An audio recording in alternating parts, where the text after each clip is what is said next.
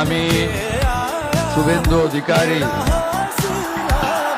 ঈশ্বরের নামে শপথ করিতেছি যে বিধি দ্বারা স্থাপিত ভারতের সংবিধানের প্রতি আমি অকৃত্রিম নিষ্ঠা ও আনুগত্য পোষণ করিব।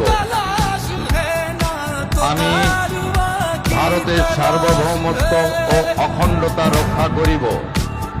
পশ্চিমবঙ্গ রাজ্যের মুখ্যমন্ত্রী রূপে আমার কর্তব্যসমূহ নিষ্ঠাপূর্বক এবং বিবেকসম্মতভাবে নির্বাহ করিব এবং ভয় বা পক্ষপাত, প্রীতি বা বিদ্বেষ রহিত হইয়া সকল শ্রেণীর জনগণের প্রতি সংবিধান ও বিধি অনুসারে ন্যায় আচরণ করিব।